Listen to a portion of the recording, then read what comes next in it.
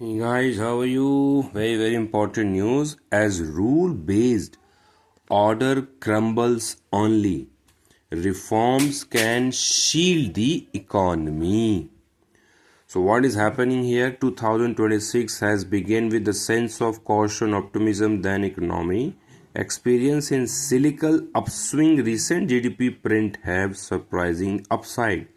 इसको पढ़ने का दो तरीका है कि यहाँ आपने पढ़ा, आप सीधा लास्ट में आ जाइए. What is the crux?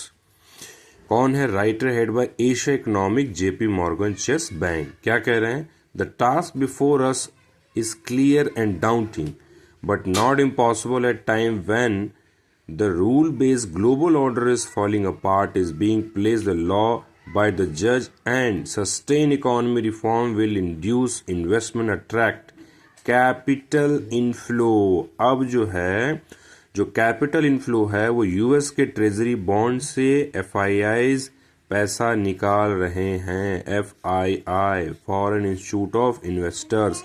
अब वो यूएसए से होके वो एशिया की तरफ आ रहा है. मतलब हमारे ग्लोबल साउथ जिसमें इंडिया, चाइना, रशिया, जापान, इसकी तरफ आ रहा है. इसलिए कह रहे हैं attract capital flow, create jobs and thereby create protective shield around economy against hostile and precocious global backdrop. इसको बैलेंस करने की जरूरत है. अब इसको दूसरा तरीका क्या पढ़ने का? इसकी क्रक्स पढ़ लिया, अब आप इसको बीच में जाइए. अभी मैं आपको डिटेल में करूंगा. Don't worry. Goods exports have been resilient in the face of punitive US tariffs and exporters finding alternative market. That said, non-oil export growth and rates showed 3% nominal dollar by the end of this year. Export therefore have been cut out 2026. Why does all this imply for private capex? The world, देखिए ये line बहुत important. The world floating with Chinese access capacity and riddled with US policy capriciousness. A broad-based private investment recovery will require both strong domestic demand and visibility in animal spirit. Strong domestic demand की जरूरत है. पूरा world float कर रहा है किस पे? Chinese access capacity riddle, क्योंकि चाइना क्या है कि स्केल में प्रोडक्शन करता है. स्केल में production, mass production. I hope you understand this. ये उसकी बात कर रहा है. And finally therefore the cash flow statement is listed. Companies reveal capex showed the first half of this fiscal year compared to the last and in contrast to market expectation. Instead of the fate of the private capex hinge on the strength of consumption and export recovery. Can durable recovery finally crowd to the former and 4 trillion sequence for the 2026? क्या हम recovery करके 4 trillion जो already India इस पे पहुंच चुका है, क्या हम इसको क्रॉस कर पाएंगे? वो ये कह रहे हैं. राइट. अब आते हैं डिटेल में. देखिए दोस्तों क्या कह रहे हैं.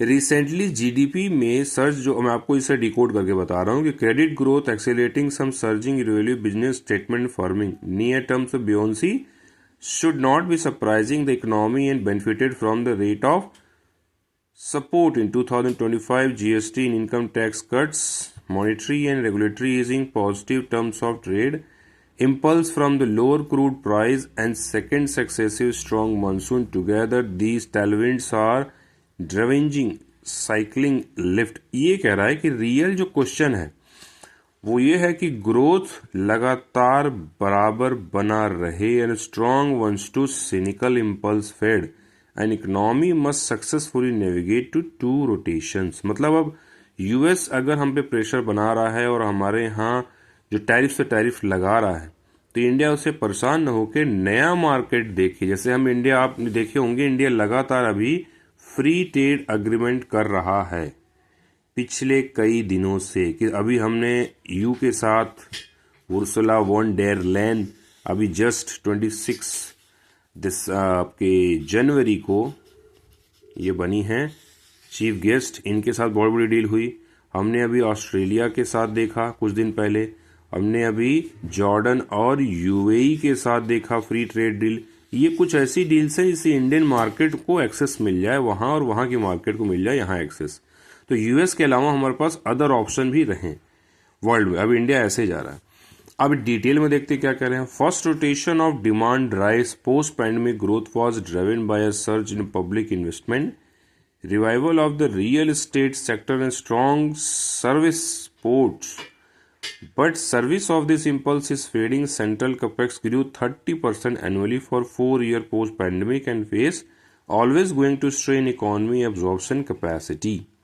And central capex slowdown shifted around 10% annual pace. Even the state capex risks will cannibalize and comparative populism. Meanwhile, residential real estate show there sharply over the last year, surprisingly, because it been driving narrowly by the upper echelon and likely to reach some saturation point recovery of sustain. Yes, ये जो recovery है वो sustain demand need और rotation toward the post pandemic Lagarde private consumption and private investment. ये line important है क्योंकि India जो है दोस्तों ये कह रहा है, इस पूरे इसका स्ट्रेच आपको बता दूं, ये जो प्रेशर आ रहा है इंडिया पे कैपेक्स को और इंडिया का जो डिमांड सप्लाई को मेंटेन करने को, तो इंडिया ऑलरेडी मैं आपको बता दूं कि डोमेस्टिक कंजम्पशन इकोनॉमी है। मतलब हम जो गुड्स और सर्विसेज बनाते हैं उसका जो बैलेंस है, मतलब जो डिमांड बना और सप्लाई का जो पहिया है वो हम इंडिया में ही इन्वेस्ट कर देते हैं मैक्सिमम। मतलब जो हमने गुड्स बनाया उसका प्रोडक्शन और उसका सर्विसेज इंडिया में ही दे देते हैं। इस तरह सा हमारा सप्लाई और चक्का चलता रहता है, पहिया चलता रहता है। तो इस तरह हमें बैलेंस होता है।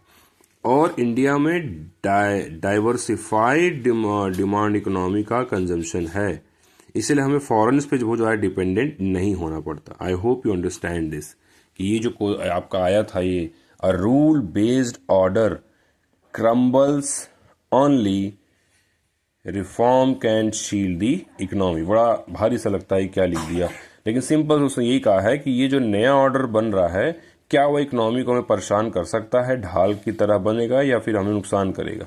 तो ये ढाल की तरह बन सकता है। तो इन्होंने एक ऑप्शन दिया है। आई होप आपको इस एनालिसिस से बेनिफिट हुआ होगा। Thank you so much.